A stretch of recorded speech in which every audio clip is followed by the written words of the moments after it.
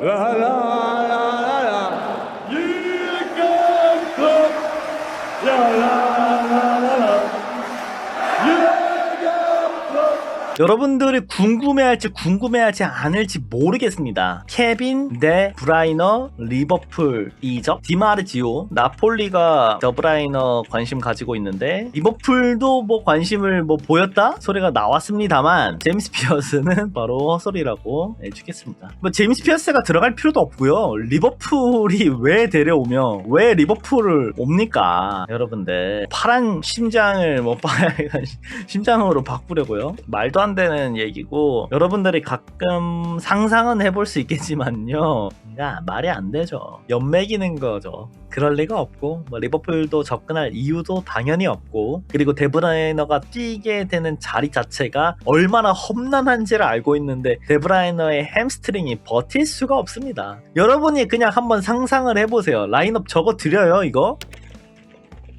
아니 대체 이거 우측 누가 수비를 합니까? 이거 피파 온라인도 아니고 누가 수비를 해요 이거? 이 세 라인 어떻게 감당할 겁니까? 그러니까 살라 더브라이너 보면 이거 첼시 캠이 맞춘 거잖아 사실상. 팀 캠이 첼시 아닙니까? 이거하고 여러분들 예전에 뭐 반반 그런 거 많이 했지 않나? 515 막 그런 거 있었잖아. 여기다가 한 자리만 하면 되는데 메일 엘레스나 누군 없죠. 첼버풀 효과 되네 대기. 그러니까 이런 상상조차 그냥 하지 마십시오. 조콜 넣어도 돼. 피파 하세요 이걸로. 그 다음 얘기는 로마노 프림퐁은 3,500만 유로에서 4,000만 유로면 이적 가능. 리버풀의 라이트백 대체자로 거론될 만함. 당연히 프림퐁이 저 정도 가격이고, 그리고 라이트백 관련해서 봤을 때는 메리트 있는 자원은 맞잖아요. 그러니까 리버풀이 당연히 리스트에는 들어갈 만합니다. 당연히. 다만 축구적으로 지금 아르네 슬롯이 쓰는 이 밸런스를 감안하면은 쓸 수 없어요. 이렇게 되면은 살라가 하프 스페이스로 좁혀서 활용하게 되는데, 살라가 과연 하프 스페이스에서 퀄리티를 보여줄 자원이냐라고 묻는다면은 저는 이거는 아니라고 생각할 것 같아요. 근데 그렇게 쓸 수도 있어. 클롭 때는 살라를 보다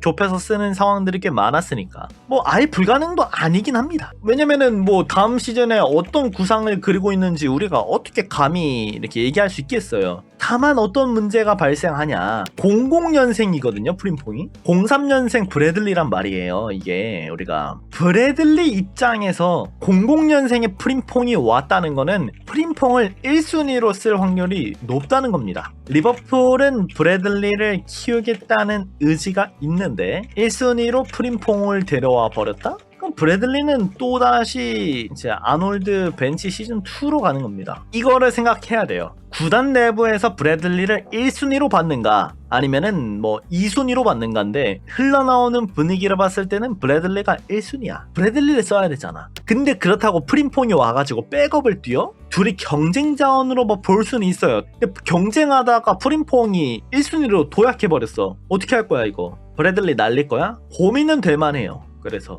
이것도 없는 그림은 아니고, 내부적으로 브래들리의 잠재력을 어느 만큼 평가하고 있는지에 따라 다르겠지만 당장 봤을 때는 다음 시즌 브래들리를 1순위급으로 생각은 할 것 같아. 왜냐면은 브래들리도 성장하면은 충분한 가치 있는 거 알잖아 여러분들. 그렇기 때문에 다른 시즌도 아니야. 다음 시즌 프림퐁 같은 선수를 데려온다는 거는 브래들리의 가치를 조금은 낮게 본다는 거랑 전 다를 게 없어요. 왜냐, 브래들리가 한 시즌은 뛰어봐야지. 한 시즌은 뛰어보고 얘 뭔가 이런 압박을 못 버티는 느낌, 퍼포먼스적으로도 안정감이 떨어지고 계산이 서지 않는 풀백이구나 라는 게 확신이 쓴다면 그 다음 시즌에 프림퐁 같은 선수를 데려올 수는 있겠죠. 그럼 브래들리야 너 미안한데 1순위 아직 얘기 못하겠고 앞으로 경쟁을 좀 하자 라고 얘기를 하면서 그 다음 시즌은 얘기할 수 있겠죠. 그런데 다음 시즌만큼은 리버풀이 브래들리의 출전 빈도를 좀 높게 가져가고 싶을 확률이 높거든요. 그래서 프림퐁이 지금 시장에 나온 거를 두고 리버풀이 그렇게 접근할 수 있을지를 잘 모르겠어요. 그럼에도 프림퐁을 데려오면 또 엄청 말도 안 되는 건 아니다. 다만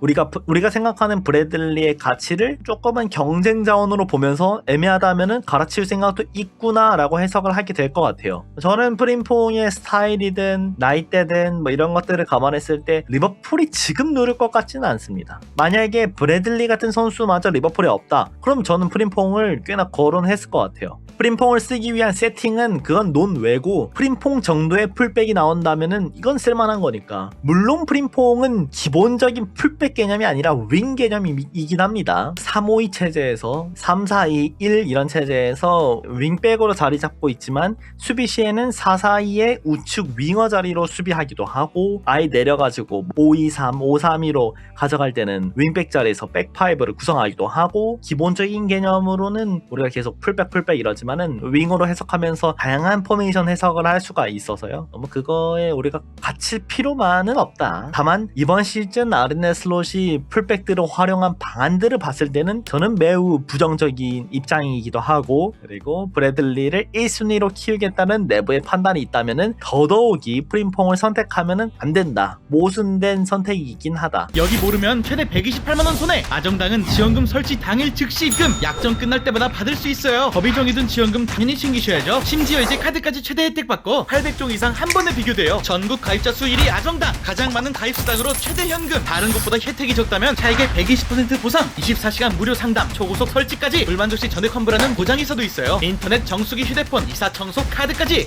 정당하게 받자. 아정당.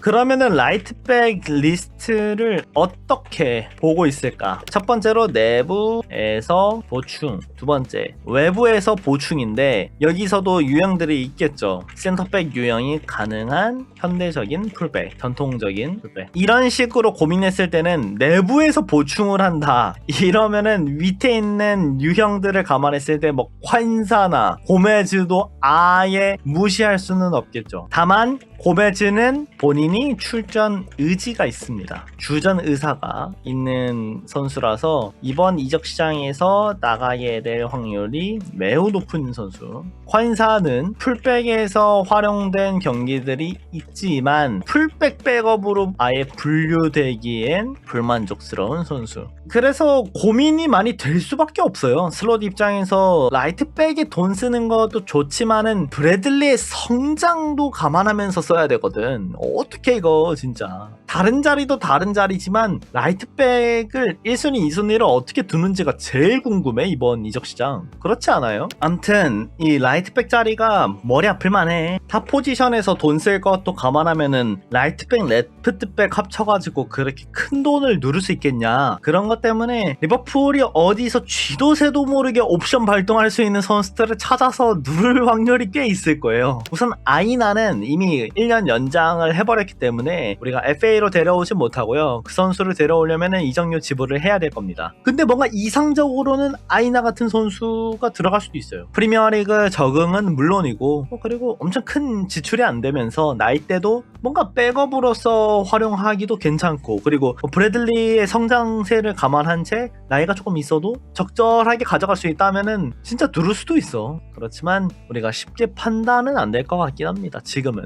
라이트백은 예상치 못한 선수가 들어오지 않을까. 이적료를 그렇게 많이 지불하지 않는 선에서 우선 저는 1옵션은 우선 브래들리라고 생각을 합니다. 그리고 여기서 조금 더 내용 들어가면은 콴사, 고메즈 둘 다 브래들리의 2순위 풀백으로 분류될 확률은 매우 낮다. 이건 상상조차 하기 싫다, 저 또한. 그러면은 두 번째로 가면 되죠. 이제 외부에서 보충으로 봤을 때는 현대적인 풀백, 이게 헤이르트라위다 맞나요? 이름 정확히 좀 헷갈리긴 합니다만 이 선수는 센터백 유형도 되고 풀백으로도 활용했고 페노르트에서 실제로 재밌게 활용을 많이 했어요. 페노르트 시절 아르네 슬롯의 고정 풀백 대표적인 예시로 얘기하는 겁니다. 이 친구가 온다가 아니에요. 이런 유형들을 얘기하는 겁니다. 헤이르트라이다 같은 선수를 쓸 수도 있는 거고, 애매하다 싶으면 진짜 센터백을 업어와 버릴 수도 있는 거고요. 벤 화이트 같은 선수들도 아스날에서 쓰고 있죠. 계속 매물을 확인하면서 아르네 슬롯이 쓰려는 방향 방향하고 맞는 선수를 데려올 것 같긴 해요. 근데 솔직히 벤 화이트 같은 유형을 쓸 것 같진 않아. 지금 봤을 때는 이번 시즌 아르네 슬롯이 쓴 게임 스타일로는. 근데 이건 예측 안 됩니다. 다음 시즌 미드필더 그리고 윙어 풀백들의 성향을 한 번 더 우측에서 바꿀 수도 있기 때문에 감히 이게 뭐가 맞다 틀리다를 저도 쉽게 얘기를 못 할 것 같아요. 이게 왜 그러냐면은 아놀드가 워낙에 대단한 선수였음을 어느 정도 보여주는 부분이라고 생각을 해요. 현대적인 풀백 안에서 보여줄 수 있는 모든 그 다양성을 다 갖고 있던 게 아놀드거든요. 그러니까 어려워요.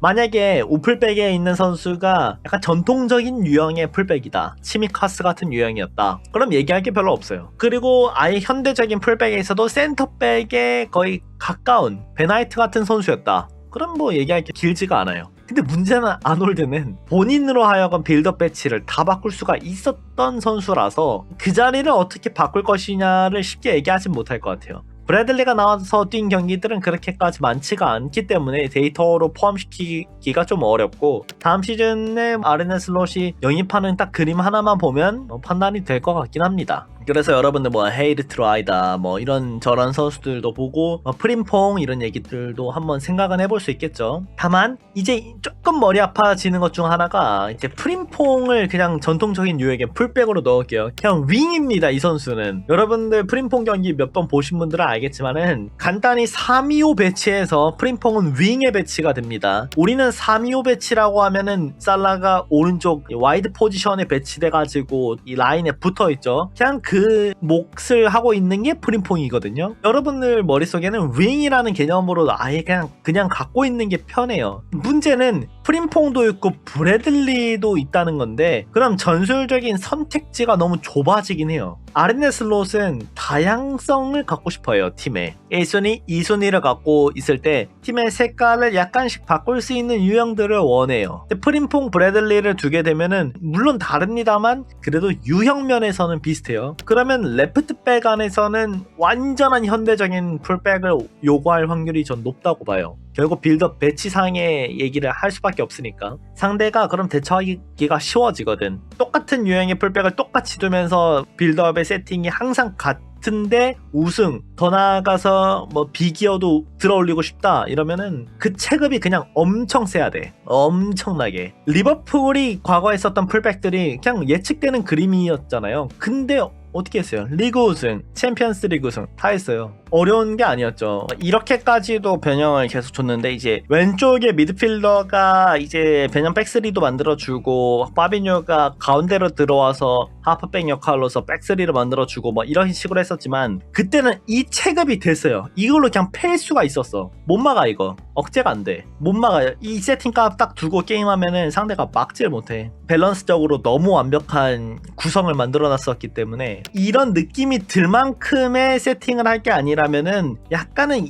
예상 밖의 구조를 짤 수 있는 선수들이 몇몇 있는 게 훨씬 좋아요. 리버풀은 과거에 예측되는 팀이었어요. 근데 그걸 못 막을 뿐이야. 과르디올라의 맨시티도 똑같아.